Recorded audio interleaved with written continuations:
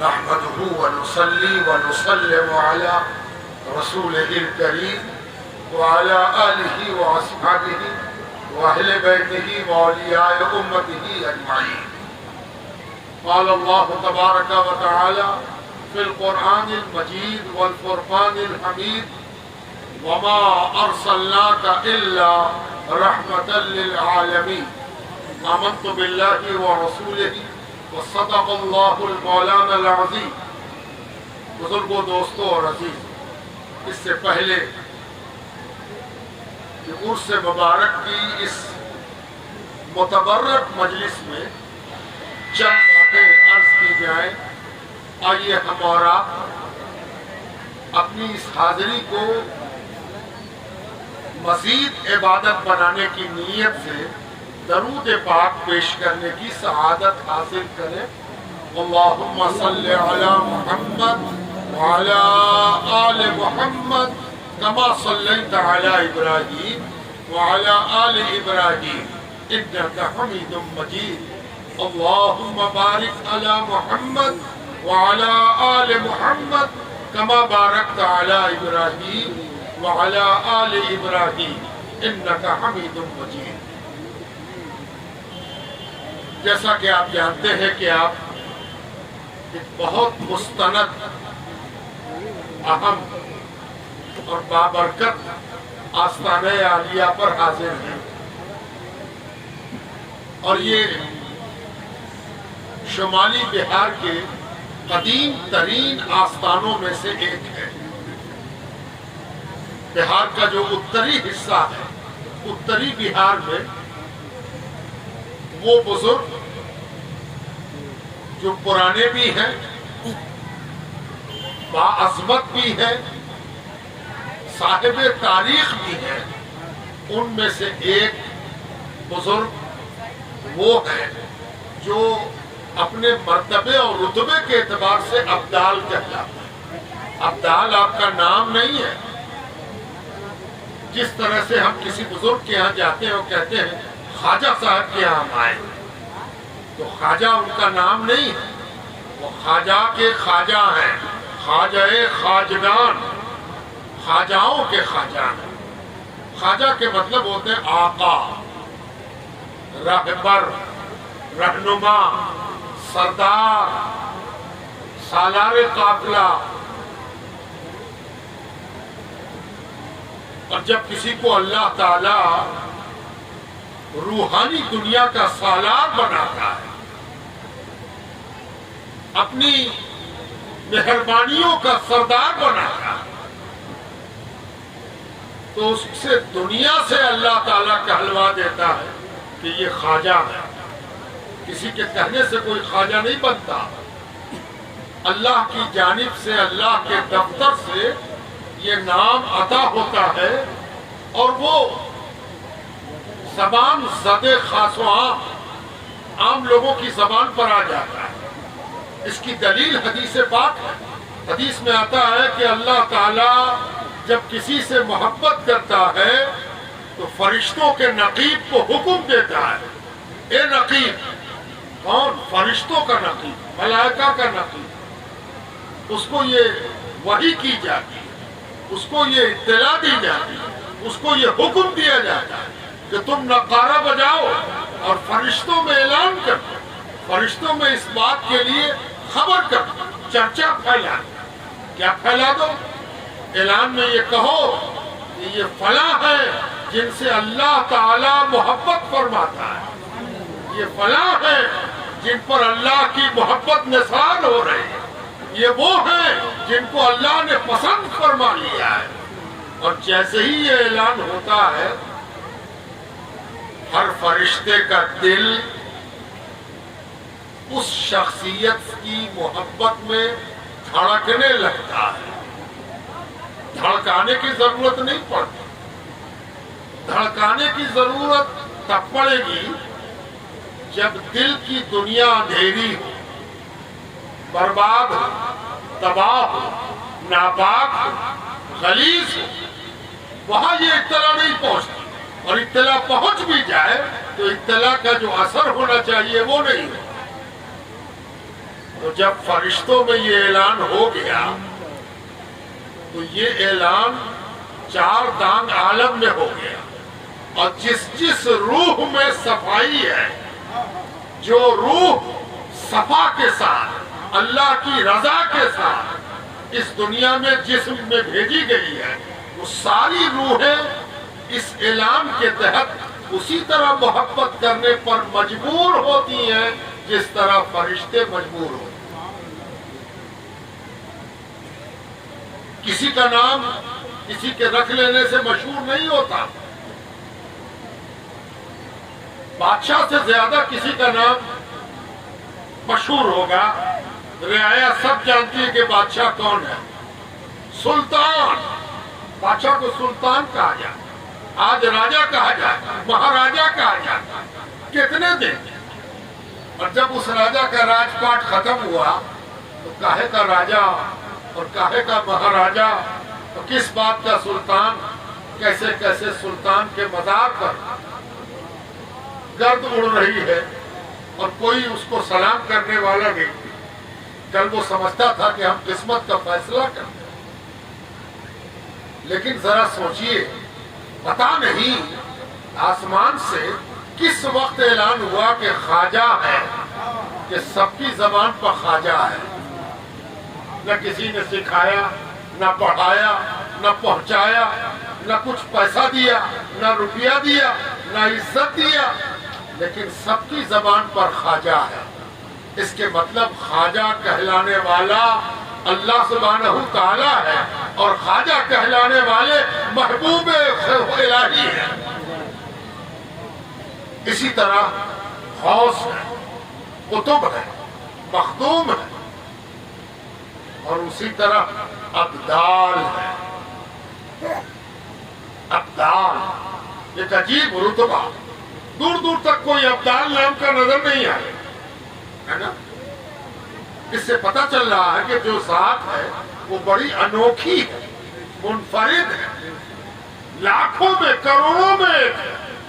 بے شمار لوگوں کے درمیان جو ذات منفرد ہے، اکیلی ہے، وہ حضرت کی ذات ہے، اور حضرت نے خود اس بات کو نہیں کھولا ہے، پروردگار کی مرضی ہے کہ جب اس کو رتبہ دیا ہے تو اس کے رتبے کو ظاہر بھی کر دیا ہے۔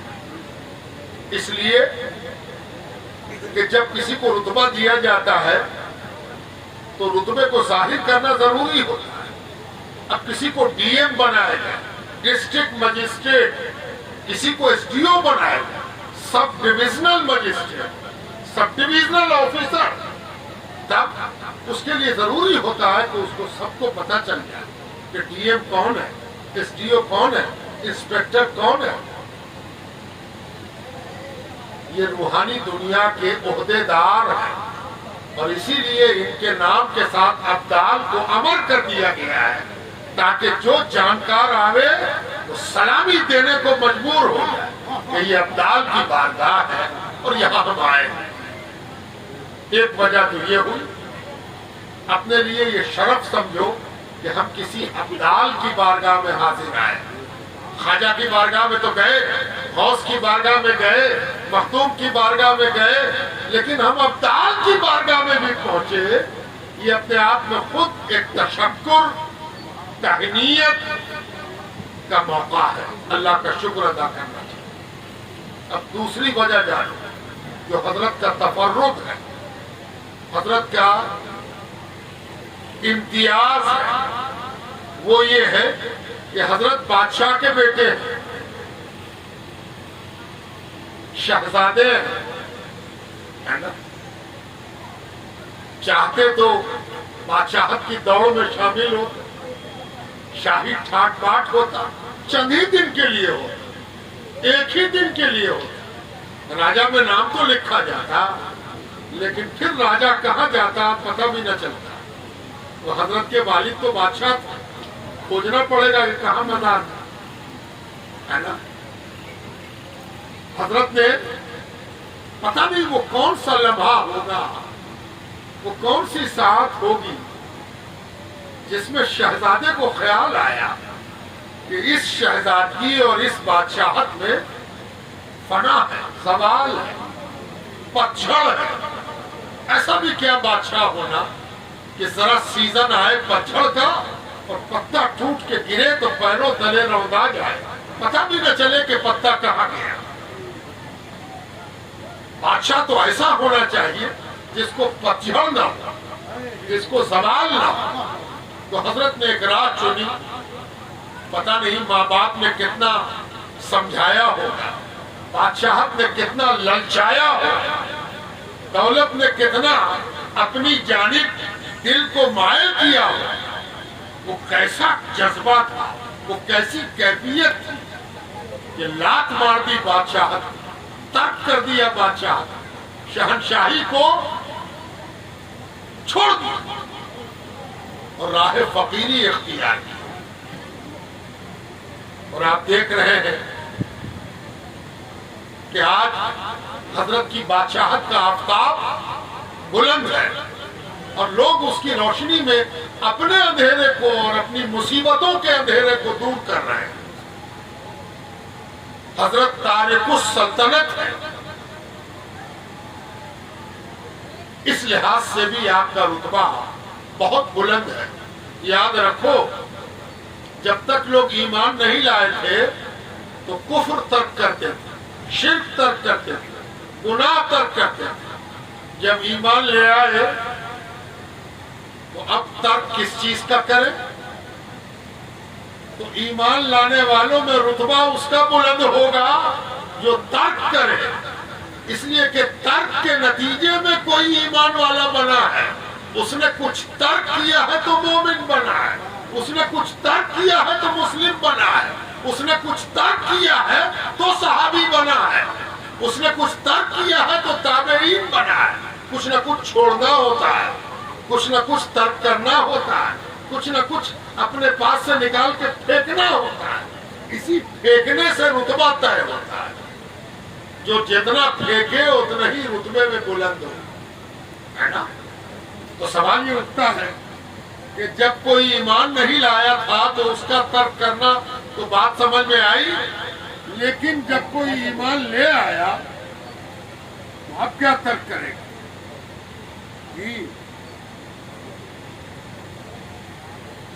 کیا ترک کرے گا؟ ہر آدمی کے پاس نفس ہے. نفس, نفس کس چیز کو کہتے ہیں؟ من کو کہتے ہیں. من, میرا بھی کچھ من ہے اور آپ کا بھی کچھ من ہے. اب ہم من مانی کریں کہ خدا مانی کریں؟ من چاہتا ہے کہ ہم سو رہے نماز چھوڑ دیں. من چاہتا ہے کہ جو دولت اللہ نے ہم کو دی ہے کہا کہ اس کو ادھر ادھر خرچہ کریں, چپ چاپ اپنے کام میں لاویں. اگر ہم من کی سنتے ہیں تو ہم من مانی کرتے ہیں. من کا ترک, من کو تج دینا, من کے خلاف جو اللہ اور رسول نے کہا ہے وہ کرنا, اس کے بغیر کوئی کامیاب نہیں ہوتا. اس کے مطلب پتہ چلا کہ کفر تو ترک ہو گیا, شرک تو ترک ہو گیا, اگر من ترک نہیں ہوا تو پھر بھی ایمان کا دعویٰ سچا نہیں ہے.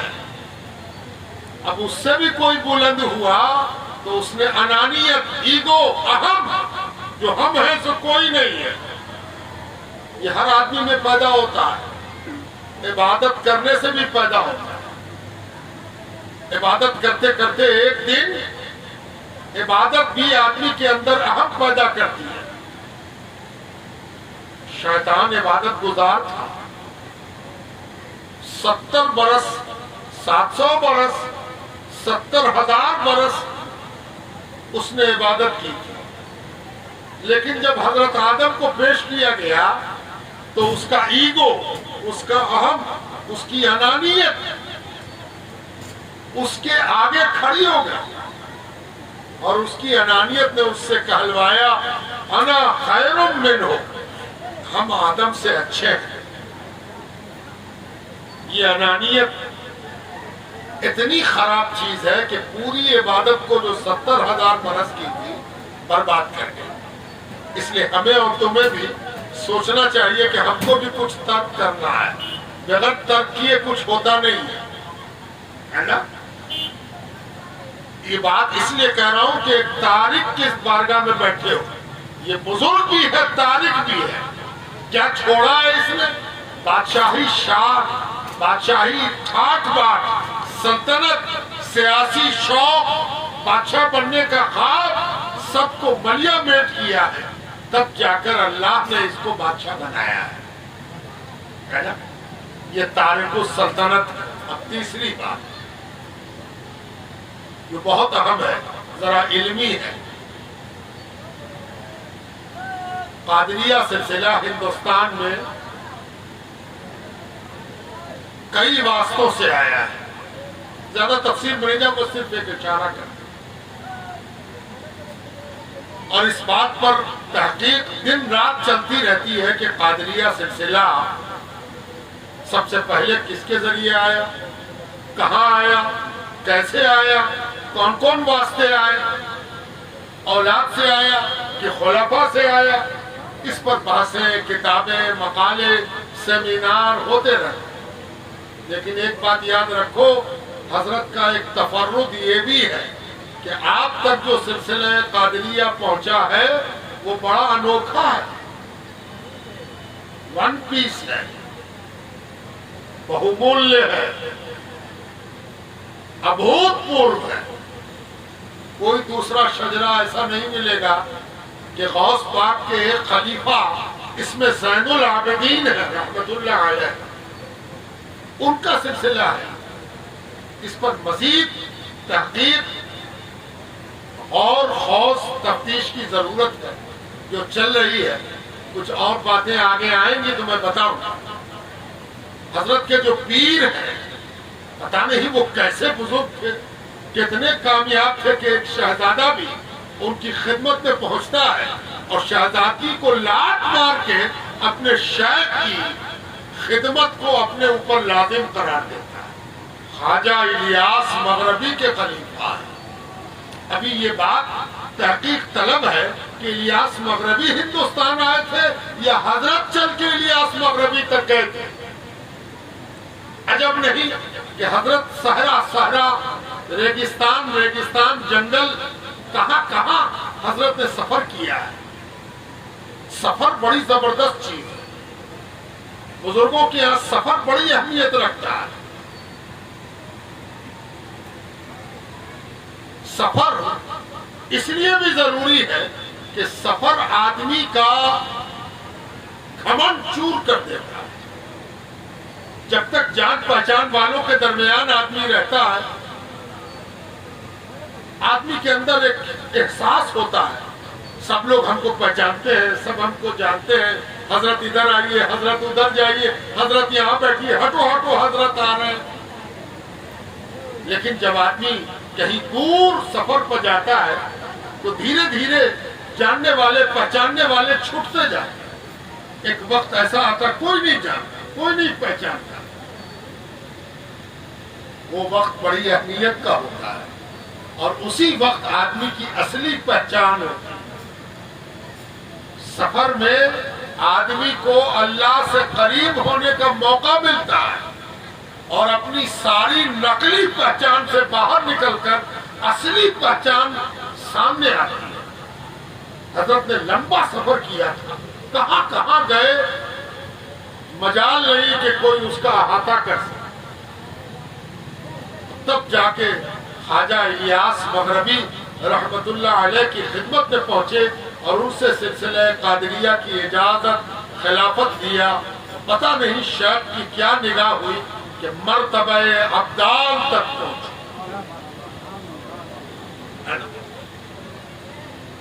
حضرت کا سلسلہ جاری ہے. حضرت کے صاحبزادے پٹنہ میں آرام فرما رہے ہیں. اور ایک اور راز کھلا کہ اتنے اچھے بزرگ کہ خود تو ابدال ہوئے ہی، بیٹا بھی ابدال ہوئے.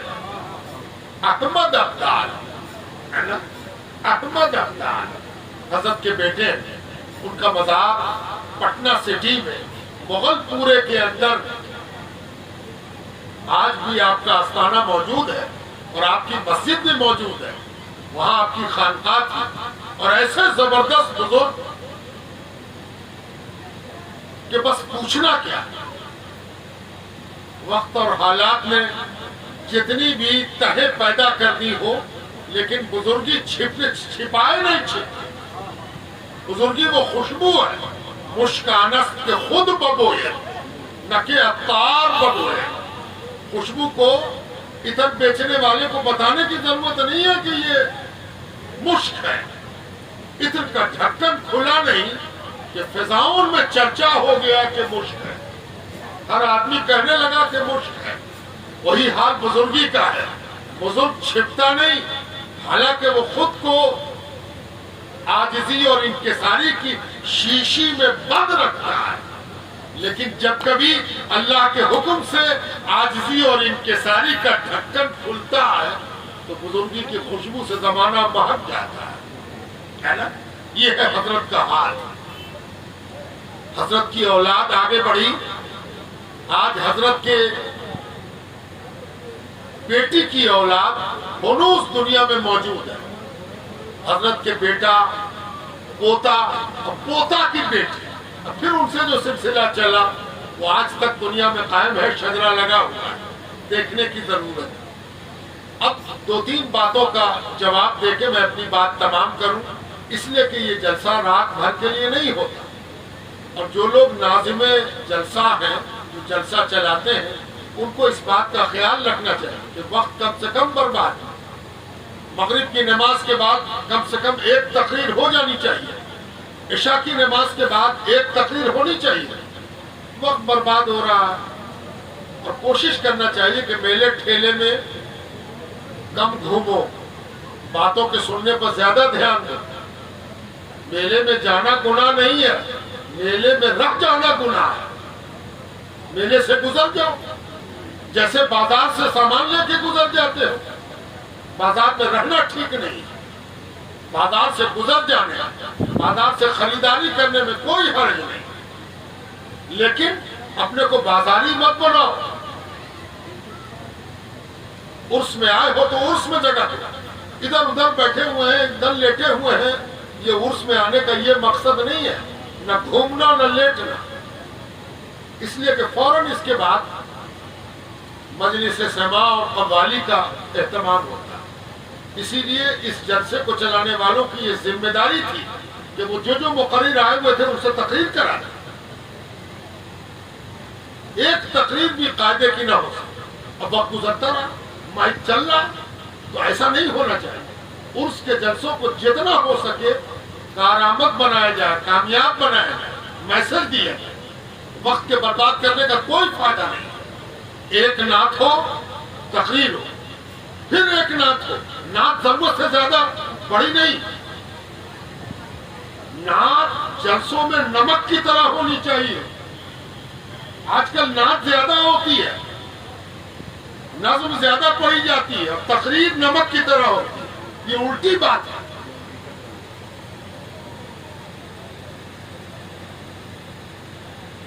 اگر کسی کو برا لگتا ہے تو برا لگا کر، وہ بھی اگر آئینہ دیکھے گا تو صحیح بات سمجھ میں آ جائے گا۔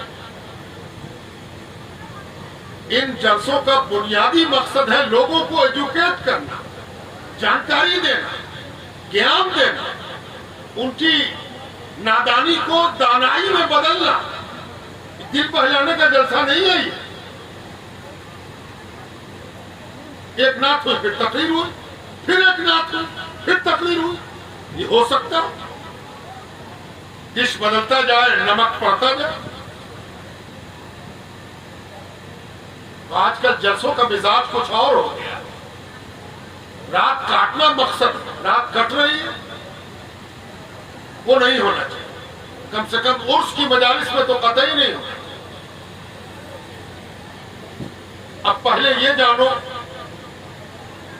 کہ ان بزرگان دین نے کیسے کام کیا، اس کی بھی ایک مثال سنو۔ جہاں آئے ہو، یہاں کا عرس عربی تاریخ سے نہیں ہوتا، عربی کیلنڈر سے نہیں ہوتا۔ آج کتنی تاریخ ہے؟ بقرعید کی 14 ذی الحجہ ہے نا؟ لیکن آپ کو معلوم ہے کہ یہاں کا عرس ہندی کیلنڈر سے ہوتا ہے، ہندوستانی کیلنڈر سے ہوتا ہے نا؟ یہ کیا میسج دیتا ہے؟ یہ کیا مطلب ہے؟ اس کا کوئی مفہوم ہے؟ اس کا کوئی مطلب ہے؟ اس کے پیچھے کوئی اوچتیہ ہے؟ کوئی راز ہے؟ جی ہاں، اس راز کو سمجھیے آپ۔ وہ راز یہ ہے کہ اللہ والے اور اسلام اور اللہ والے الگ الگ چیز نہیں ہے۔ جو اسلام ہے وہی اللہ والوں کا طریقہ ہے، جو ان کا طریقہ ہے وہی اسلام ہے۔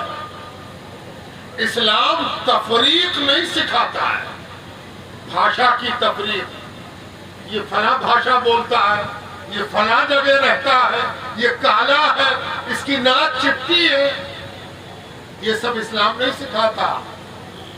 اسلام سب کے لیے آیا ہے اور اسلام سب کو راستہ دکھانے آیا ہے، چاہے وہ کسی بھاشا کو بولتا ہو، کسی علاقے میں رہتا ہو، کسی رنگ کا ہو، کسی ذات کا ہو۔ اسلام کو ان چیزوں سے کوئی مطلب نہیں ہے۔ تم ہندی بولتے ہو، ٹھیک ہے، تم ہندوستانی ہو، ٹھیک ہے، تم کالے ہو، ٹھیک ہے، تم ناٹے ہو، ٹھیک ہے۔ ارے ان باتوں پر اعتراض تو تب ہوتا جب یہ کام تم نے کیا ہوتا اللہ کی مرضی کے بغیر۔ ارے تم کو ہندی بولنے والا تو اللہ نے بنایا ہے، تم کو کالے رنگ کا تو اللہ نے بنایا ہے، تم کو گورے رنگ کا تو اللہ نے بنایا، تم کو انصاری اللہ نے بنایا، تم کو سید اللہ نے بنایا، تم کو پٹھان اللہ نے بنایا ہے نا؟ تو پھر اس میں پریشانی کس بات اور تانا کس بات؟ تانا ہو ہی نہیں سکتا۔ اسی لیے ان بزرگان دین نے اپنا مطمع نظر بہت وسیع رکھا۔ ہاں، جو برائی تمہارے اندر ہے وہ تم نے پیدا کیا ہے، وہ تم نے سیکھ لیا ہے۔ مار کاٹ، دشمنی، اونچا نیچا، جات پات، ویمنس، جھگڑا، نفرت، تعصب، یہ سب تمہارا سکھا ہوا ہے۔ شیطان نے سکھایا، تم نے سیکھ لیا۔ تو جو چیز شیطان نے سکھایا اس کو دور کرنا ہی مسلمانی ہے۔ یہ جو اللہ والے لیٹے ہوئے ہیں یہاں پر، ان کو دنیا کا ہر آدمی جو ان کے پاس آیا اس نے ان کو مانا، کیا ہندو، کیا مسلمان، کیا سکھ، کیا عیسائی، اس لیے کہ یہ اللہ والے ہیں، اور اللہ والے نفرت نہ کرتے ہیں نہ نفرت سکھاتے ہیں۔ یہ تو دینے والے ہیں، داتا ہیں، اور داتا کے یہاں جہاں پوسٹر سٹا کے ان کے لیے دیا جائے گا وہ داتا کہاں ہے؟ داتا تو اس کو کہتے ہیں جس کو سب داتا کہیں، جو کہے وہ داتا داتا ہے، تو سب کے داتا ہے۔ اس لیے کیوں وجہ سب کے داتا کیوں ہے؟ آپ کو تو معلوم ہے کہ آفیسر جس حکومت کا ہوگا وہ حکومت کی پالیسی پر عمل کرے گا۔ آفیسر کیا کرتا ہے؟ جو حاکم ہے، راجا ہے، شاسن میں ہے، اس کی جو پالیسی ہے، اس کی جو راجنیتی ہے، اسی کو آفیسر دنیا میں عام کرتا ہے، چلاتا ہے، بڑھاتا ہے نا؟ تو حضرت تو آفیسر ہے، لیکن کس کے؟ اللہ سبحانہ وتعالیٰ۔ اللہ تعالیٰ نے ان کو آفیسر بنایا، عہدے دار بنایا، منصب دار بنایا۔ تو اللہ کی پالیسی کیا ہے کہ اللہ کا سورج جب نکلتا ہے تو وہ نہیں پوچھتا کہ تم مسلمان ہو کہ نہیں، آستک ہو کہ ناستک ہو۔ سورج کا کام ہے روشنی دینا، وہ نکلا اور دنیا روشن ہو گئی۔ اب چاہے پاک باز ہو چاہے گنہگار ہو، سب کو روشنی مل گئی۔ اللہ نے دریا بہایا ہے، دریا کا یہ مزاج رکھا ہے، خبردار تم کو یہ پوچھنے کا حق نہیں ہے کہ تم اللہ کو مانتے ہو کہ نہیں مانتے ہو۔ دریا کا کام ہے پانی دینا، جو چاہے پانی لے لے۔ بڑھ رہی کل کل کرتی ہوئی ندی، جو آوے پیر ڈال دے، پیر دھو لے، منہ دھو لے، پیاس بجھا لے، چاہے وہ اللہ کو مانتا ہو یا نہیں مانتا۔ اللہ نے زمین بنائی ہے، تم بھی چل رہے ہو، ہم بھی چل رہے ہیں، نیک بھی چل رہا، گنہگار بھی چل رہا۔ اس سے پتا چلا کہ اللہ کی پالیسی جس آفیسر سے ظاہر ہوگی وہی آفیسر ہوگا، دوسرا آفیسر ہو نہیں سکتا۔ جہاں دیکھو کہ یہ بانٹ رہا ہے لوگوں کو، اس کے مطلب یہ اللہ کی حکومت کا عملہ نہیں ہے، یہ کوئی اور چیز کا عملہ آ گیا ہے جو بانٹ چاٹ کیے ہوئے ہے۔ اللہ کی پالیسی تو یہی ہے کہ جب تم اللہ سے رشتہ بنا لو تو اللہ کے حکم کے مطابق سب کے لیے مفید ہو جاؤ، سب تمہارا ہے، سب کے تم ہو۔ یہی حال ہے حضرت علی ابدال کا کہ آپ کا دروازہ 400 برسوں سے سب کے لیے کھلا ہوا ہے اور کھلا رہے گا۔ یہی اصل مسلمانی ہے۔ مسلمانیت اسی کو کہتے ہیں، مسلمان فائدہ پہنچانے کے لیے نام پتہ جات پات نہیں دیکھتا، تب وہ مسلمان ہوگا۔ اس لیے کہ وہ کہتا ہے کہ ہم اللہ کے بندے ہیں، تو سورج کس کا بندہ ہے؟ ندی کس کی بندگی میں ہے؟ زمین کس کی بندگی کر رہی ہے؟ یاد رکھو، تم اور ہم گناہ کر سکتے ہیں، سورج گناہ نہیں کرتا، زمین نافرمانی نہیں کرتی، ندی نافرمانی نہیں کرتی، اس لیے کہ اس کو نافرمانی کا اختیار نہیں ہے۔ ہمارے اشرف ہونے کی دلیل یہی ہے کہ ہمیں فرما برداری اور نافرمانی دونوں میں سے کوئی ایک راستہ چننے کا اختیار دیا گیا ہے، اور جس کو اختیار دیا جائے جو مختار بنے گا وہ مجبور کے مقابلے میں اشرف ہوگا۔ تو ہم اشرف اسی لیے ہیں کہ ہم کو نیکی اختیار کرنے کا مجال بنایا گیا ہے نا۔ اسی لیے ہم میں سے جو نیکی کے راستے پر چلے گا وہ ولی ہو، اور نیکی کیا ہے کہ اس کی بھلائی سب کے لیے ہو، سب اس کو بھلا جانے اور وہ سب کے لیے بھلا ہو۔ وَمَا أَرْسَلْنَاكَ إِلَّا رَحْمَةً لِلْعَالَمِينَ، اے میرے حبیب آپ کو سارے جہان کے لیے رحمت بنا کے بھیجا ہے۔ اس کا یہی مفہوم ہے، اور یہی مفہوم یہاں حضرت کی ذات سے اس کی تفسیر ہو گئی۔ تمام اولیاء اس آیت کریمہ کی تفسیر ہے، عملی تفسیر۔ اب ایک آخری سوال، کیوں جائیں ہم مزار پر؟ مزار پر جائیں کیوں؟ مزار پر جانا ثابت ہے کیا؟ مزار پر جانے سے کوئی فائدہ ہوتا ہے؟ یہ سب سوال ہے۔ ممکن ہے کہ کسی کے دماغ میں یہ سب سوال قومتا ہو، کوئی قونداتا ہو، کوئی ان باتوں کو پیدا کرتا ہو۔ جواب سب کا موجود ہے، لیکن سوال بعض دفعہ جانکاری میں اضافے کا سبب بنتا ہے، اور بعض دفعہ سوال بربادی کا سبب بنتا ہے۔ اور بربادی کا سبب تب بنتا ہے جب سوال منکرانہ ہو، یعنی سوال دو وجہ سے پوچھا جاتا ہے۔ سوال پوچھنے کا بنیادی مقصد ہوتا ہے نہ جاننا، جو چیز ہم نہیں جانتے وہ سوال پوچھ کے جانتے ہیں۔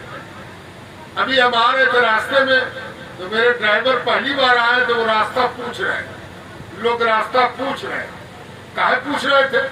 تاکہ سوال کرنے کے نتیجے میں ان کو صحیح علم ہو جائے۔ یہ سوال جائز ہے، یہ سوال درست ہے، یہ سوال ثواب ہے، یہ سوال کرنا چاہیے تاکہ ہم جانکار ہو۔ دوسرا سوال وہ ہے جو انکار کرنے کے لیے پوچھا جائے۔ مقصد جانکاری نہیں ہو، مقصد کیا ہو؟ انکار کرنا، کاٹنا۔ یہ جو سوال سب ہے یہ سب انکاری سوال ہے، اور انکاری سوال بہت خراب ہے، بہت گنہگار بنانے والا ہے۔ یاد ہے فرشتوں نے اللہ تعالیٰ سے سوال کیا تھا، أَتَجْعَلُ فِيهَا مَن يُفْسِدُ فِيهَا وَيَسْفِكُ الدِّمَاءَ، اللہ تعالیٰ نے کہا انی جاعل فی الارض خلیفہ، ہم نے زمین میں خلیفہ بنایا، زمین کا خلیفہ بنایا، اپنا خلیفہ بنایا۔ فرشتوں نے کہا کیا تو نے ایسے کو خلیفہ بنا دیا جو زمین میں جا کے فساد کرے گا، خون بہائے گا؟ یہ سوال جانکاری کے لیے نہیں پوچھا گیا، انکار کے لیے پوچھا گیا ہے نا؟ بات سمجھ میں آتی ہے؟ جیسے ہی فرشتوں پر احساس ہوا کہ ہم سے غلطی ہو گئی، قصور ہو گیا، فوراً انہوں نے توبہ کی۔ توبہ کے الفاظ قرآن میں نقل ہوئے، سبحانک لا علم لنا، پروردگار معاف کر دے، ہم جاہل ہیں، ہم جاہل ہیں۔ اس کا صحیح ترجمہ یہی ہے، پاک ہے تو پروردگار، ہم جاہل ہیں، لا علم لنا، ہے نا؟ گناہ جب بدلتا ہے تو توبہ بھی بدل جاتی ہے۔ ہر گناہ کی ایک توبہ نہیں ہے، انگریزی توبہ نہیں ہے کہ کچھ بھی ہو جائے سوری، چوٹ لگ جائے سوری، پیر پر چڑھ گئے سوری۔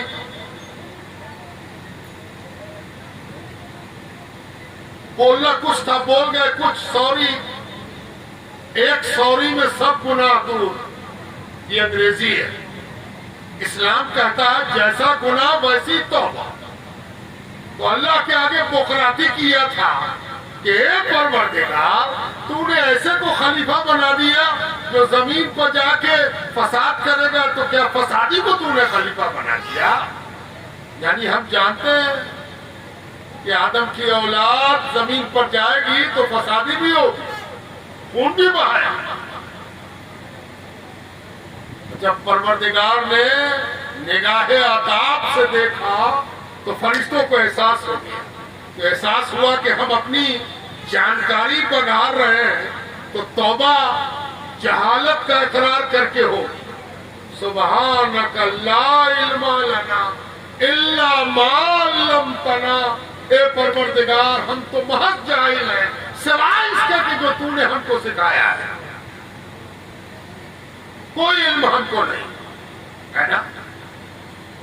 اس لیے جو سوال انکاری ہو وہ جواب جان کے بھی پوچھا جاتا ہے، لیکن پھر بھی میں چند باتیں عرض کر دیتا ہوں تاکہ ذہن میں رہے اور ذہن صاف رہے۔ پہلی بات تو یہ کہ قبر کی زیارت کی اجازت کسی اور نے نہیں دی، کسی مولوی نے نہیں دی، کسی فقیہ نے نہیں دی، کسی محدث نے نہیں دی، کسی امام نے نہیں دی، خود حضور سرور کائنات سید کل حضرت احمد مصطفیٰ محمد مصطفیٰ صلی اللہ تعالی علیہ وآلہ وسلم نے اجازت دی۔ قبروں کی زیارت کیا کرو، یہی مادہ بھی استعمال کیا۔ کیا خوبصورت بات ہے کہ آج تک ہم زیارت کہہ رہے ہیں، یہ اردو کا لفظ نہیں ہے، یہ فارسی کا لفظ نہیں ہے، یہ عربی کا لفظ ہے۔ زیارت کر، قبروں کی زیارت کیا کر۔ اور ایک جگہ وضاحت کر دی، پہلے میں نے تمہیں منع کیا تھا، اب اجازت دیتا ہوں کہ قبروں کی زیارت کیا کرو۔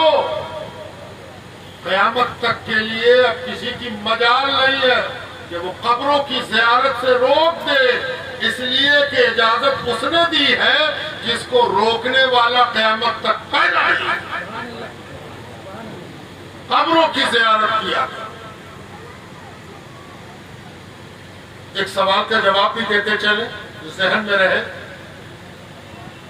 کہ پتہ چلا کہ پہلے منع کیا تھا، پھر زیارت کی اجازت دے دیا، کہ منع کرنے کا راز کیا تھا اور اجازت دینے کا راز کیا ہے؟ یہ بڑا اہم ہے۔ طویل گفتگو ہے لیکن میں سمیٹ کے چند جملوں میں تمہارے سامنے رکھ دیتا ہوں تاکہ ذہن میں رہے اور تم اپنے دل کو بھی مطمئن رکھو، اور اگر کوئی بے چین دل والا تمہارے سامنے آ جائے تو اس کی بھی تشفی اور انشراح اس کے بھی انشراح قلب کا سامان تو مہیا کر سکتے۔ جب سرکار دو عالم نے منع کیا تھا تو آخر کیا وجہ ہے؟ قبروں کی زیارت سے منع کیا. قبر تو وہی بنتی ہے جہاں آخرت کا عقیدہ ہو. جلدی جلدی بات سمجھو. آخرت کا عقیدہ. موت ہے، موت کے بعد زندگی، پھر اٹھنا ہے. قبر کھلے گی اور اٹھیں گے، ہے نا؟ اسی لیے قبر بنتی ہے. اب جس کا عقیدہ ہی نہ ہو کہ مرے کے بعد دوبارہ زندہ ہونا ہے، وہ قبر بنا کے کیا کرے گا؟ ہے نا؟ قبر کیوں بنے گا؟ تو سرکار دو عالم نے آخرت کا عقیدہ سکھایا. تو مکے اور مدینے میں جو قبور تھی، قبریں تھی، کیا وہ مسلمانوں کی قبروں کی طرح تھی؟ نہیں. ان قبروں کا کیا سوال اٹھتا؟ ان کا تو عقیدہ ہی نہیں تھا کہ آخرت بھی کوئی چیز ہے اور مرنے کے بعد زندہ ہوا جائے گا. تو پھر قبر بنتی تھی کہ نہیں؟ بنتی تھی. اونچی اونچی، خوب اونچی اونچی، ہے نا؟ اونچا کر کے بناتے تھے. کاہے کو بناتے تھے؟ فاتحہ پڑھنے کو، چادر چڑھانے کو، عرس کرنے کو، نیاز کرنے کو، زیارت کرنے کو نہیں. یہ بڑا اہم سوال ہے جو سینکڑوں کتابوں میں جلدی نہیں مل پاتا کہ سرکار دو عالم ہمارے نبی سیدنا محمد رسول اللہ صلی اللہ علیہ وآلہ وسلم نے قبروں کی زیارت سے منع کیوں کیا؟ جو لوگ ایمان لائے کہا قبر پر مت جانا. ابا کی قبر پر، دادا کی قبر پر، پردادا کی قبر پر نہ جانا. کیوں منع کیا تھا؟ اب پھر اجازت بھی دے دیا. منع کیا تھا، اب اجازت دیتے ہیں جایا کرو. تو وجہ جان لو. عربوں کا دستور یہ تھا کہ وہ باپ دادا کی قبر پر جا کر قتل کرنے اور خون بہانے کی قسمیں کھاتے تھے. اے ابا، تمہارا قتل ہوا تھا، اس کا بدلہ ہم لیں گے. اور تلوار کو قبر پر پجایا، تلوار کو قبر سے چھلایا، قسم کھایا کہ جب تک ایک کے بدلے 10 کو نہ گرایا تب تک باز نہیں آئیں گے. وہ قبریں جنگ، جدال، قتل، غارت گری کی قسمیں کھانے کا اڈا تھی، مرکز تھی، منبع تھی. قبروں سے ہی جنگ کی قسمیں کھا کر لوگ امن چین کو برباد کرتے ہیں.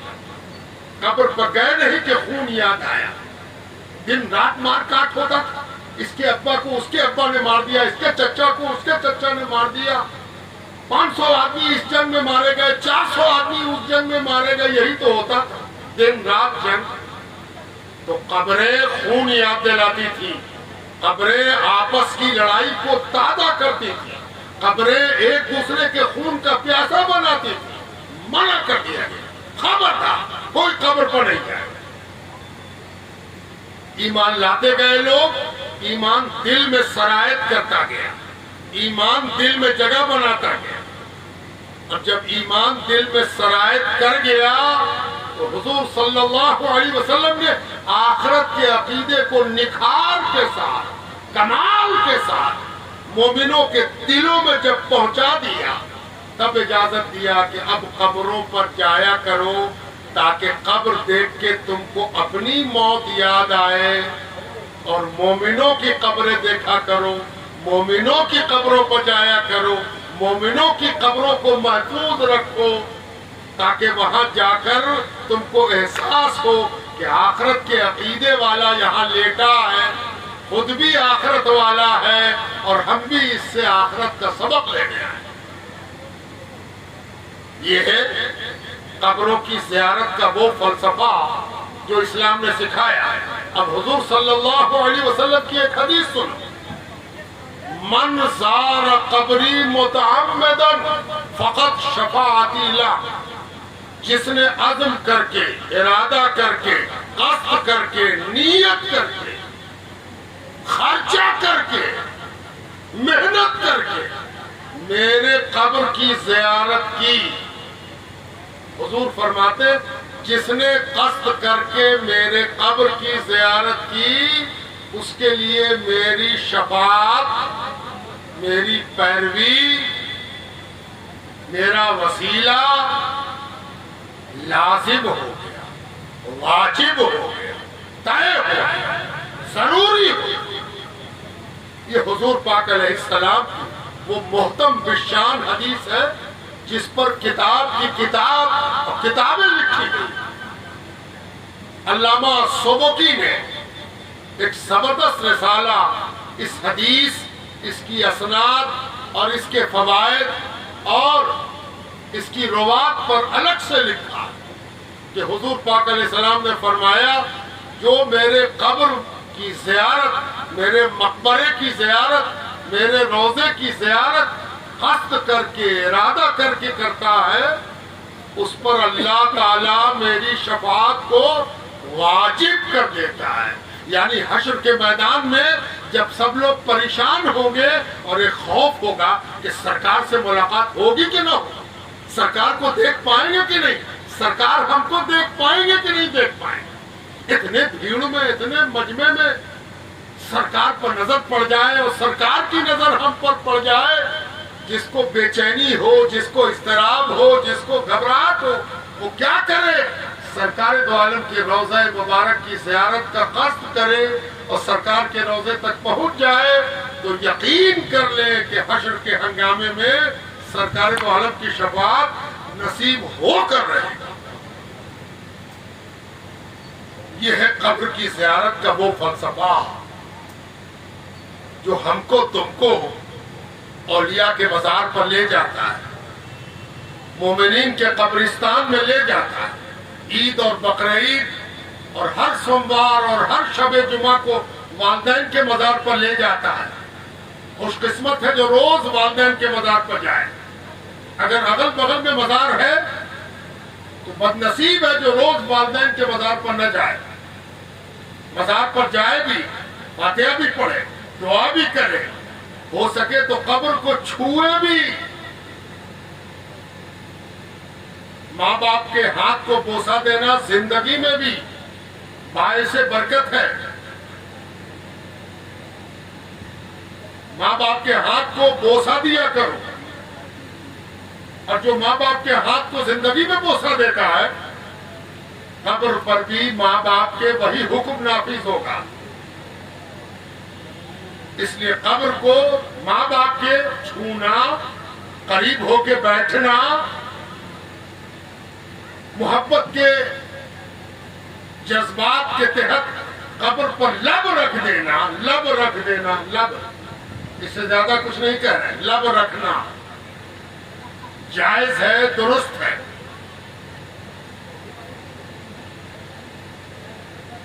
روایتوں میں یہ بھی آیا ہے کہ جب کوئی اولاد اپنے ماں باپ کی قبر سے ٹیک لگا کے بیٹھ جاتا ہے تو ماں باپ کو فرحت، سکون اور انبساط حاصل ہوتا ہے کہ میری اولاد میری قبر سے ٹیک لگا کے بیٹھی۔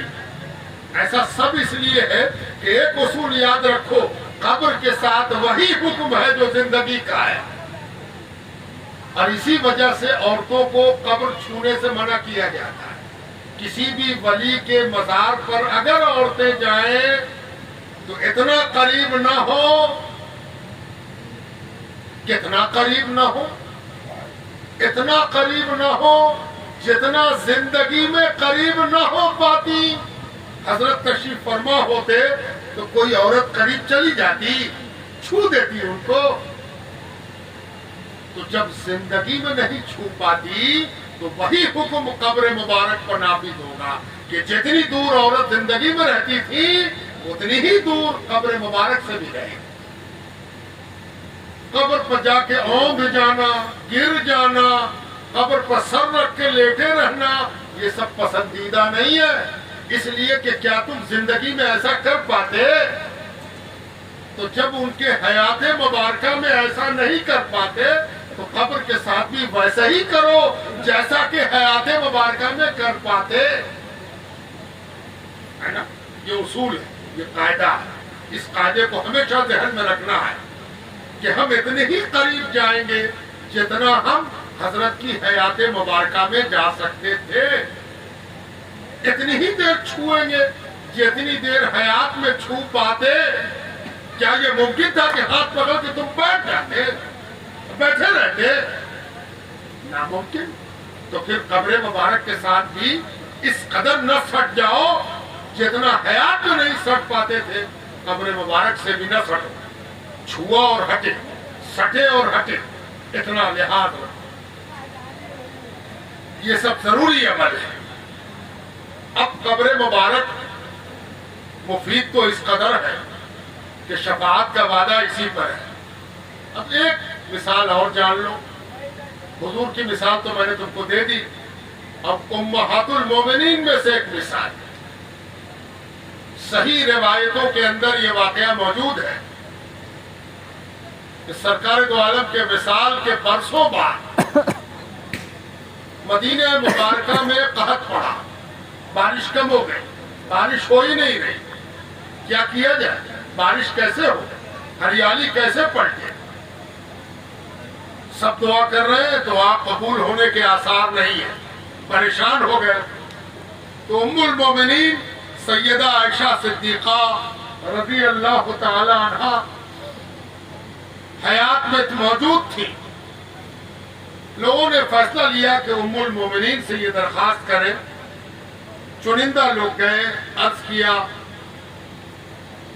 اے مومنوں کی ماں، پانی برسنے کا کوئی حال نظر نہیں آتا، کیا کیا جائے؟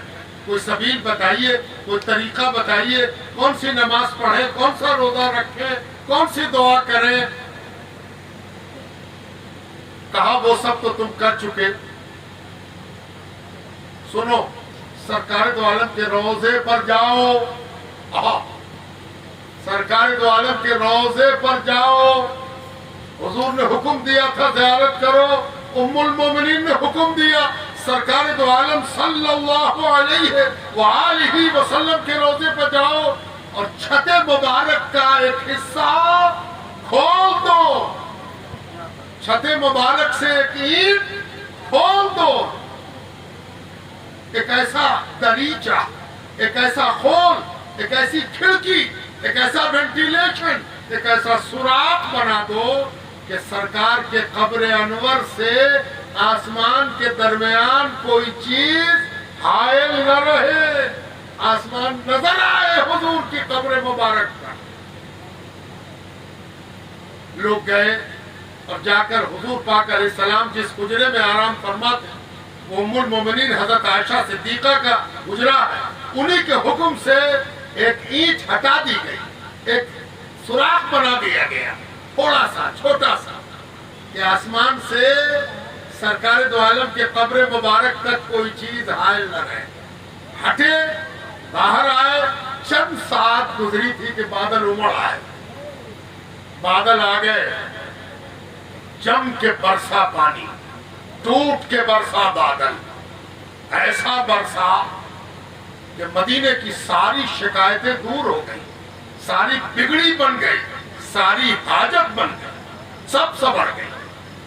اور تب سے آج تک کبھی موقع ملے، آج کل کسی روایت کو جانچنے کا ایک نیا طریقہ بھی آ گیا ہے، کتاب، مولانا، عالم، پیر صاحب، شاہ صاحب، یہ تو ذریعہ تھے ہی، اب ایک نیا ذریعہ بھی آ گیا کہ آپ چاہو تو آج بھی گنبد خضرا کا کوئی ایسا ویڈیو، تصویر، کیلنڈر دیکھو تو اس میں تم کو نظر آئے گا کہ ایک تصویر ایسی بھی ہوگی جس میں آج بھی سبز گنبد کے اوپر ایک جال لگا کے موقع کھلا ہوا ہے، اوپر گنبد میں، ادھر ادھر نہیں، اوپر والا۔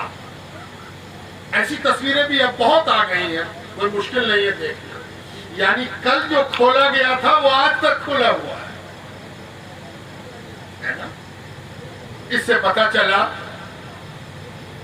کہ اسلام میں قبر کا کیا مقام ہے اور قبر سے مسلمانوں کا تعلق کیا ہے اور قبر سے کارخانہ قدرت کا تعلق کیا ہے۔ صرف اسلام کا اور مسلمان کا نہیں، قدرت کے کارخانے کا۔ اللہ اور رسول کے معاملات کا قبر سے کیا تعلق ہے یہ بھی سمجھ میں آ گیا، یہ بھی آپ نے جان لیا۔ اور یہ بھی آپ کو جاننا چاہیے کہ کوئی جگہ قبر والی ہے تو عزت والی ہے، عظمت والی ہے، اس کے لیے بھی ایک دلیل ہے۔ ایک بزرگ سے کسی نے پوچھا کہ حضرت میں نے سنا ہے کہ آدمی دفن وہیں پر ہوتا ہے جہاں سے اس کی تخلیق میں مٹی لی گئی، اس لیے کہ اردو زبان کا ایک مصرع ہے، پہنچی وہیں پہ خاک جہاں کا خمیر تھا۔ آدمی کی مٹی وہیں پہنچتی ہے جہاں سے قدرت نے مٹی لے کے اس کو بنایا ہے۔ یہ ایک راز ہے۔ ہر آدمی چاہتا ہے کہ اپنے ہڑواڑ میں دفن ہو، باپ دادا کے ساتھ دفن ہو، لیکن دفن وہی ہوتا ہے جہاں اس کی مٹی ہوتی ہے نا۔ تو ایک بزرگ سے کسی نے پوچھا کہ حضور یہ بتائیے کہ سرکار دو عالم صلی اللہ علیہ وسلم مدینہ منورہ میں دفن ہوئے، سنا ہے کہ مرتبہ کعبے کا زیادہ ہے، مکے کا زیادہ ہے، تو سرکار تو مدینے میں تدفین ہوئی، تو افضلیت تو مکے کو ہے، کعبے کو ہے۔ تو بزرگ نے جواب دیا کہ ارے تو جانتا نہیں ہے، طوفان نوح میں جب نوح علیہ السلام کا طوفان آیا اور پانی کئی پورسا بلند ہو گیا، تہو بالا ہو گیا، مکے کی زمین کا ایک ٹکڑا، کعبے کی زمین کا ایک حصہ طوفان نوح بہا کے مدینہ لے آیا، اور مدینے میں جس جگہ پر سرکار دو عالم سید الاولاد علیہ الصلوۃ والتسلیم آرام فرما ہے، وہ جگہ وہی ہے جو کعبے سے بہا کر طوفان نوح نے یہاں لا دی ہے نا۔ یہ واقعہ میں نے تم کو اس لیے سنایا کہ حضرت علی ابدال جہاں لیٹے ہیں، اس کے مطلب اس جگہ کا تعلق حضرت علی ابدال سے قدرت نے رکھا ہے، تب یہاں لٹایا ہے۔ اور اسی لیے کسی قبر کی جگہ جو اللہ والے کی ہو وہ دوہری اہمیت کی ہے کہ اللہ والے اٹھائے بھی گئے اسی مٹی سے اور لٹائے بھی گئے اسی مٹی۔ اس لیے ہم لوگوں کا یہ متفق علیہ عقیدہ ہے، وشواس ہے، فیت ہے کہ جس جگہ پر کوئی اللہ والا لیٹا ہوا ہے وہ جگہ اللہ کی پسندیدگی سے سنی ہوئی ہے، اللہ کی پسندیدگی برس رہی ہے، اور اسی لیے ہم مزار پر حاضر ہوتے ہیں کہ ان کے طفیل ہم پر بھی اس رحمت کا چھینٹا پڑ جائے۔ ان کے یہاں پرنالے گریں گے، ان کے یہاں بارش ہوگی تو ہمارے یہاں نالی نہیں گرے گی۔ ہم لوگ تو اولتی کے نیچے کھڑے ہیں، چھپر پر بارش ہو رہی ہے، علی ابدال کی چھپریا پر برسا ہے، اور اولتی کے نیچے جو کھڑا ہے زائرین، بھلا اس کو پانی نہ ملے رحمت کا؟ یہ کیسے ہو ہے نا۔ تب اسی امید پر ہم اور تم حاضر آئے ہیں۔ اللہ تعالی ہم سب کو اور ہم سب کی حاضری کو قبول فرمائے، لاج رکھے پروردگار۔ جو بھی یہاں آیا ہے مصیبت زدہ آیا، پریشان حال آیا، اپنی نیت کو درست رکھو۔ نیت کیا کرنا ہے؟ نیت یہ کرنا ہے کہ اللہ کے ولی کے یہاں آئے ہیں، اللہ کے ولی کے یہاں جا رہے ہیں، لے بھی جا رہا اللہ، پہنچاوے گا بھی اللہ، اور اللہ ہی اپنے ولی کا صدقہ وار کے ہم کو دے گا، ہے نا۔ یہاں کس لیے آئے؟ اللہ سے قریب ہونے آئے ہیں۔ نہیں سمجھ میں آتا؟ کعبہ کاہے کو جاتے ہیں؟ اللہ سے قریب ہونے، ہے نا۔ کعبۃ اللہ ہے، اللہ کا گھر ہے۔ مسجد کاہے کو جاتے ہیں؟ اللہ سے قریب ہونے، مسجد دیکھنے نہیں نا۔ مسجد کاہے کو جاتے ہیں؟ اللہ سے قریب ہونے۔ تو مسجد کیا ہے؟ بیت اللہ، اللہ کا گھر۔ تو یہاں کاہے کو آئے؟ یہ ولی اللہ ہے، ان کے پاس کاہے کو آئے؟ اللہ سے قریب ہونے، ہے نا۔ یہاں کیوں مانگ رہے ہو؟ یہاں نہ مانگے تو کہاں مانگے؟ ارے کعبے میں بھی اسی لیے مانگتے ہیں کہ اللہ کے گھر ہے، اللہ دے گا۔ ولی اللہ کے پاس بھی اسی لیے مانگتے ہیں کہ اللہ کے ولی ہیں، اللہ دے گا، ہے نا؟ بات سمجھ میں آتی ہے؟ اس لیے ولی اللہ کی بارگاہ میں بھی آدمی اسی لیے حاضر ہوتا کہ اللہ دے گا اور اللہ سے لیں گے۔ ولی پر وار کے اللہ اسی طرح دیتا ہے بلا تشبیہ و تمثیل، جیسے کوئی دولت مند اپنی اولاد پر وار کے فقیر کو دیتا ہے نا؟ بلا تشبیہ و تمثیل۔ اللہ تعالیٰ کی شان عرفہ اور اعلیٰ ہے، وہ کسی مثال سے اس کی مثال نہیں دی جا سکتی۔ سمجھنے کے لیے میں نے ایک بات بتائی کہ بڑے سے بڑا دولت مند اور معمولی پونجی کا آدمی بھی جب فقیر کوئی ہاتھ پھیلا دے تو اولاد کو دیکھتا ہے کدھر گیا، چاہے تو اولاد کے ہاتھ سے دلا دے، چاہے اولاد سے وار کے دے دے، ہے نا؟ پروردگار بھی اپنے دوستوں پر یا تو وار کے دے گا یا کہے گا کہ تم دے دو، دلوا دیتا ہے پروردگار، ہے نا؟ دو تم اس میں، ہے نا؟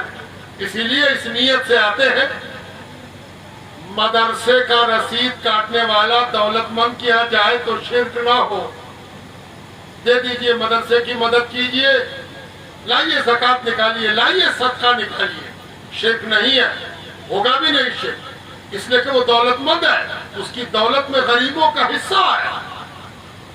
تو سنو، یہ لوگ بھی دولت مند ہیں،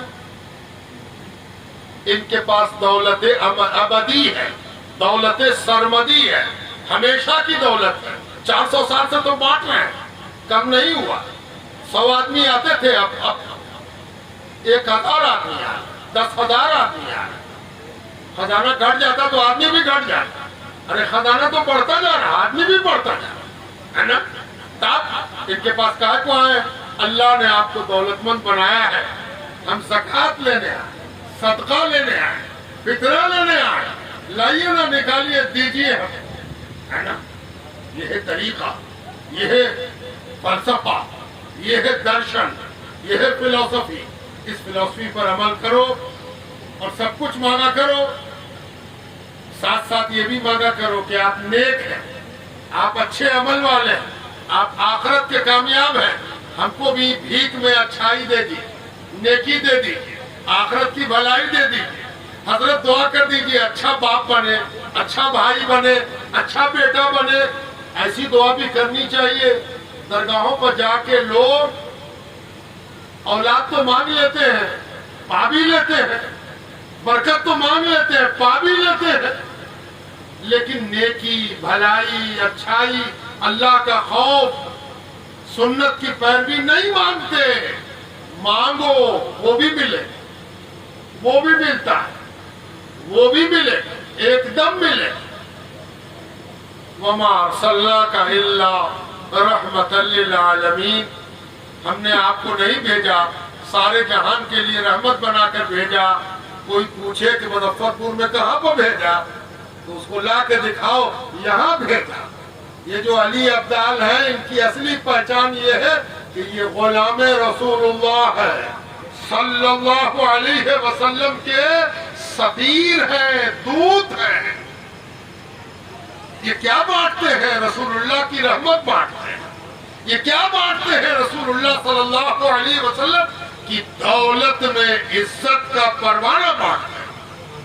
وَمَا أَرْسَلْنَاكَ إِلَّا رَحْمَةً لِّلْعَالَمِينَ، ہم نے آپ کو سارے جہان کے لیے رحمت بنا کے بھیجا ہے۔ کہیں آپ کی نمائندگی علی ابدال کر رہے ہیں، کہیں خواجہ خواجگان کر رہے ہیں، کہیں غوث العظم کر رہے ہیں، کہیں مخدوم منیب پاکباز کر رہے ہیں، کہیں حضرت عبد الرحمن شتاری کر رہے ہیں، کہیں قاضی مولا شتاری کر رہے ہیں، کہیں ابو الفتح ہدیت اللہ سرمت کر رہے ہیں، ہے نا؟ یہ سب لوگ کون ہیں؟ سب سرکار دو عالم کی حکومت کے عملے ہیں، سب کل پرزے ہیں۔ سلطنت تو رسول اللہ صلی اللہ علیہ وآلہ وسلم کی ہے، جو 12 ربیع الاول کو آئے، پیر کے روز آئے، صبح صادق آئے، طاہر مطہر آئے، منور آئے، معطر آئے، اور اس لیے آئے کہ سارے جہان پر اپنی رحمت کا شامیانہ کھینچ دیں، سارے جہان کو رحمت کا فلسفہ بتائیں، سارے جہان کو رحمت کا پیغام دیں۔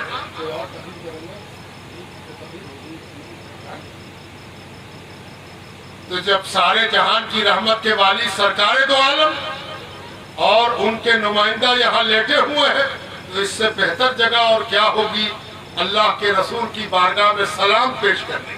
آؤ ہم سب کھڑے ہو کر بارگاہ رسالت میں صلاۃ و سلام پیش